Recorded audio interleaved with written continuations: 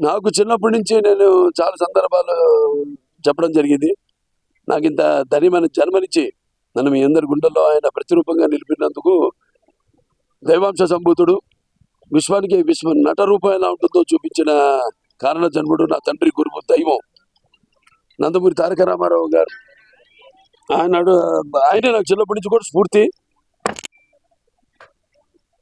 ఏదో ఆయన దరిదాపులకి చేరుదాం అన్న ఒక అంటే చేసిన పాత్రలు అయితే విభిన్నమైన పాత్రలు సాంఘికంలా కానివ్వండి, జానపదాలు కానివ్వండి,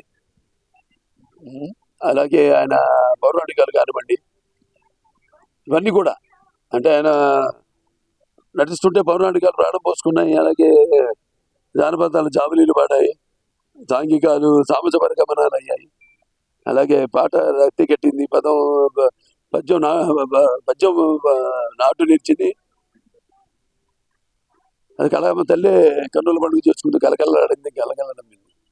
తర్వాత ఆయన రాజకీయాల్లోకి వచ్చాక సరే ఆయన చేసిన అందరికీ ఉపయోగకరమైనవి, సానుకూలమైనవి కూడా.